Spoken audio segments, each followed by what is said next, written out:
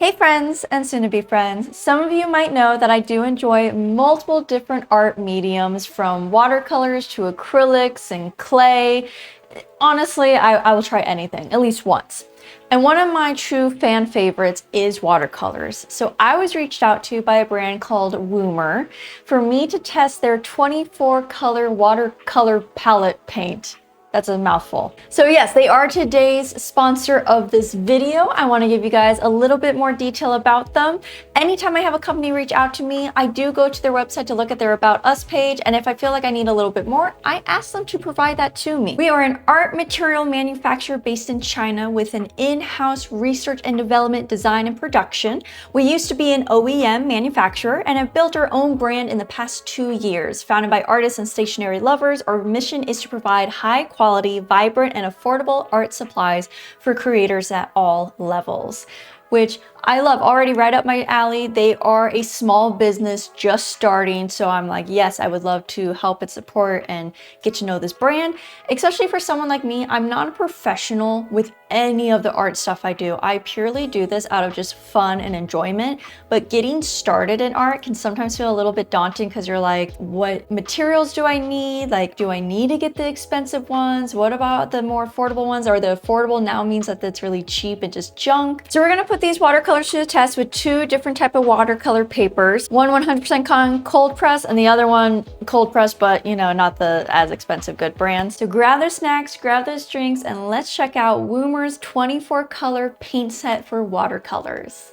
Hey friends, I have no clue what happened. I have never had this happen in my life, but the video I took on my phone that does the top-down view showing the product got corrupted, so I could not use it at all. Thank you, Google. So I am redoing this. Just know that I've already opened the package. I have seen these colors. I filled out the color palette thing. So I'm very sorry that you couldn't see like my authentic first look at it, but I still want to show you guys this palette and draw a little painting with you all. I just can't believe this happened. So here we are again for me. I did replace this back on for at least you guys could see that, the watercolor by Woomer. And on the back here, I did like that they also show you all the colors. They let you know the light fastness as well, so it will label it for you. Extremely light fast, good light fastness, light fast, right? All that stuff. And then it also lets you know if it's transparent, semi-opaque, semi-transparent, or opaque. So those are all good indicators. It's all listed for you, so you already know. But if not, I did go ahead and fill this out so that way we could see what the colors look like on paper. There's quite a few of like these blues, greens, and violets I was like very much in love with. Of course, I like my lighter colors, but you know, there's just something about like a deep, rich violet and blue and a little green, like these two. Oh, they're some of my favorite. Okay, so I have my paper all taped down, and I'm gonna show you guys my inspiration photo that I'm gonna like roughly follow. I'm not the best at watercolors, but I do like to have some sort of reference. I'm not very good at just being like, just paint anything. So looking at this case, I have used palette watercolors and tube watercolors. You can see quite a bit that I have used. I tested so many pictures already with this. So the disappointment is only slight that my video decided to just not be there. So I'm using a sample watercolor paper that I was gifted for free by Woomer. I don't know if it's 100% cotton or just regular cold pressed watercolor paper. By the texture, to me, it feels like 100% cotton, but we're about to see with the painting. As you may or may not know, watercolor paper really matters when you're painting. For me, I would actually say it's like the #1 most important thing, because your paper is what's going to, you know, be that determining factor of like how fast it dries, how much water it absorbs, how much buckling will there be. So I typically like to go for 100% cotton watercolor paper. And then I've used quite a few different types of tubes to palettes type paint. So I'm excited to give this a try. I didn't want my painting to be too large because I feel like the larger it gets, the harder it is to manage like all the wet and dry areas and all that jazz. So let's first do our sky.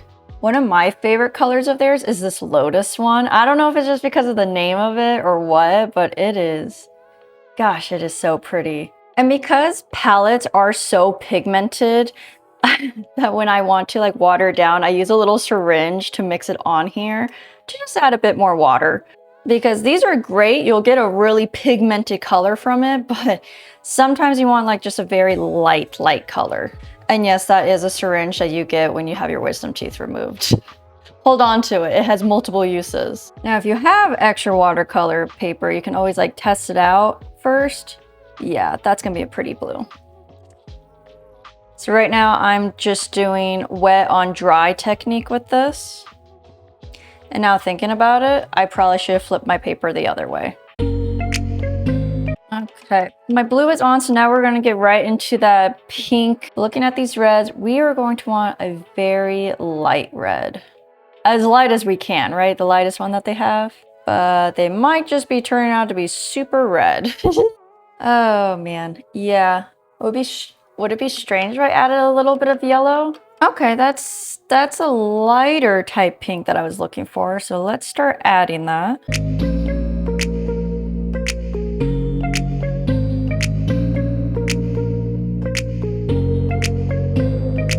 Okay, I think that is a nice mixture of some reds with the blue skies. Let's start making the foreground. It says it's split into a muddy green. So if that's the case, I'm actually going to take this, I think it's like called ochre. I don't really know how to say most of these names. So I'm like low-key glad that that part of the video got corrupted because I was butchering these names. I'm like, I don't know what you call this. I would say that looks like a muddy green. Slightly puke green, but you know what? It all works. Oh, that's a pretty green. Yeah, I like that. I like that a lot.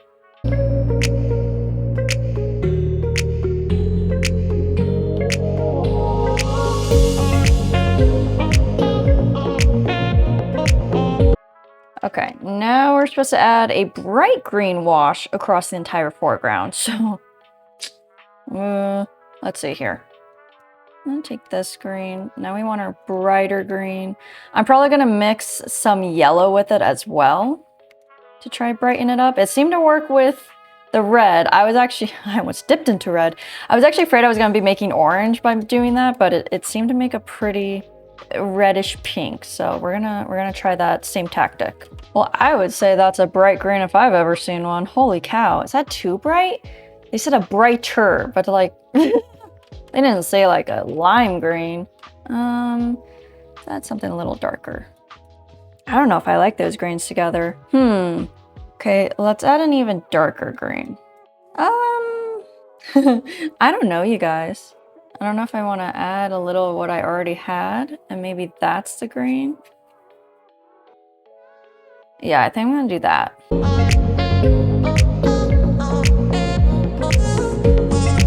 Actually lift some of that because it looks like I'm supposed to be having some light right in here. So we're just going to, lift that away and lift a little in here away. We're now supposed to start adding some shadows. So color theory, right? We're going to have some mostly red with a touch of green and then mostly green with a touch of red for the opposite shadows. So starting with the blossoms, if I want a darker green, I haven't tried this one yet, I don't think. I'm gonna add that to it. Oh, that was not a touch, was it? Oh, let's see. Oh, it actually doesn't look as bad on paper. Okay, and go through. Oh yeah, that doesn't look so bad on paper.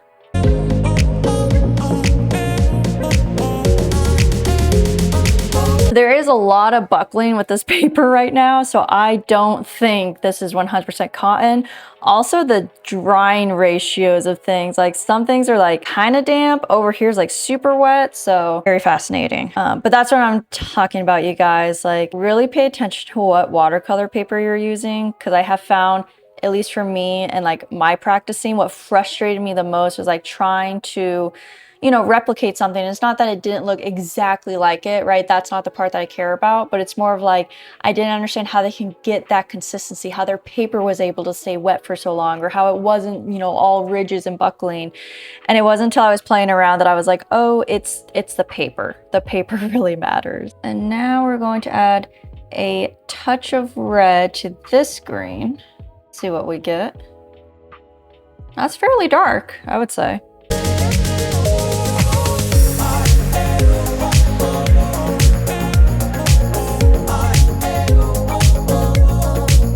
All right, they apparently created highlights. They put water on the paper, then used tissue to dab it off. Then they used some soft yellow to blend the highlights into the piece. These are all advanced techniques that I am not used to doing, but it's always fun to just give it a try.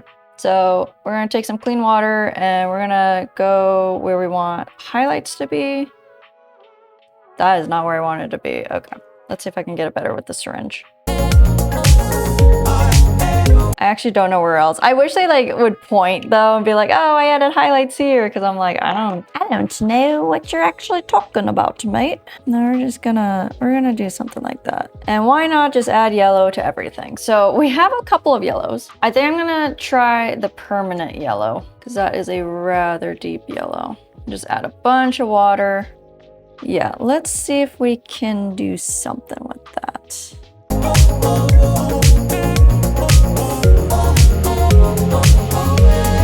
I feel like for the next part, this needs to be completely dry, simply because we're adding the branches into the tree and a bridge across here. And right now, everything is very wet, very buckly, so we're gonna give this a little bit of time. All right, so I have let this dry. I used a fan to help make it dry a little bit faster. The next part looks like we're just adding the tree branches and the bridge across here. It's these fine details that I'm usually not the best at, so we shall see how I do. So I think I'm gonna leave it as pigmented as it is in the container to do my tree branches. I've never been the best at tree branches.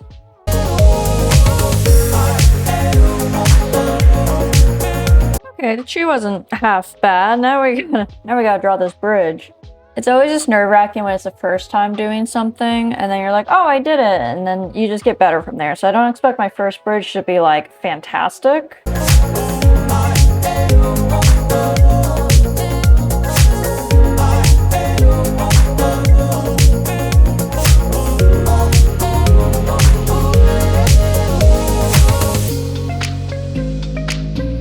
They might have done this while their paper was still wet. I'm honestly not sure, because they're getting their shadows to blend pretty well. So I'm just gonna go in with a little bit of brown, a little bit of green to try to make that shadow as well. But like, maybe it won't be too harsh. I don't know. Usually once watercolor paper dries, it's like, you're screwed. Hey, you guys, I kind of went off into my own thing. I was just really mesmerized by this and I was really enjoying what I was painting. But I wanted to make it my own, right? So reference photos are really just like as it sounds for reference. And then the rest is just whatever you want to do. All right, so here is my finished photo. Obviously, I didn't have the edges even, but that's okay. I still like the way it looks. You can tell, like, at least for me, looking at this, I can tell this is a forest scene. We got some trees, we got a bridge. It would be fun to like keep this around, and as I get better and better at watercolors, like I come back to the same painting and like redo it to see how it goes. So yes, I feel like these colors can easily mix and blend. You guys already saw I made a whole bunch of different colors, and the things I didn't really show you was like I blended in some purples, I blended in some brownish reds. I did a whole bunch of different stuff to make this like my own. And I'm quite happy with that. So this is a palette that I would continue to use. I mean, I painted quite a bit and you can see like I still have a lot to go. And the nice thing on their website is they sell this as the whole thing and as individual. So when you do need to refill, like you can go and buy those and just plop them right back in. But the next step is testing that light fastness. It has been 3.5 days since I painted my original picture that you didn't get to see. And then I stuck one in the window, one in a drawer, so then that way we can test to see, can we see any changes in the colors. Looking at this, and without even telling you guys which is which, I can't tell the difference. So this is the one that has been in my window for like 3.5, almost 4 days now. Direct sunlight. It's a desert out here. We're in our summertime basically, and it gets hot right at my front window. And then this is the one that I shoved into a drawer. Complete darkness, did not take it out after painting it. So what I did was I put water just along the center, and then I went from wet on dry to wet on wet for a variegated wash just to see what that would look like. I got better as I went. This was the first one I did. This was the second one. But yeah, the colors seem to me to have stayed rather well. I don't see major changes. They're vibrant, they're pretty. So overall, that worked rather well. I don't know how long you would need to keep something in direct sunlight for us to actually see light fastness, but I feel like direct Arizona sun is like pretty good indicator. And if you guys were wanting to see how I did this, I am gonna post a little short showing me, trying that out. So at least you get to see that part. But overall, it was a great palette, right? So when you're looking for watercolors, like I always tell people, like the colors themselves, you can go on the more affordable end and you'll still have high quality. This proves it. And if you're wanting to like up your game, then I would say focus on your watercolor paper, right? If you get 100% cotton versus all the rest, like you'll see that difference. You will feel that difference. But even if it's not, I feel like this proves that you can still get a really pretty picture. Just have fun, you guys. When I paint, I'm painting for fun. So I want to say thank you again to Woomer for sponsoring this video for me. And if you guys are interested in checking out their watercolor paint palette, I have linked their website and their Amazon down below in the description, so that way you can check it out. I did ask for a discount code. As of right now, they do not provide one. They're still, a smaller business. But they did let me know that once they do actually have a discount code, they will let me know, and then I can update this video so you guys can get something off. But I will say, if you check out their website, they have the like pop-up, right? Like enter your email, get a certain percentage off. So at least there's a discount code with that. But thank you everyone for hanging out with me today. Go and enjoy the rest of your day, and I hope something good happens to you. Bye.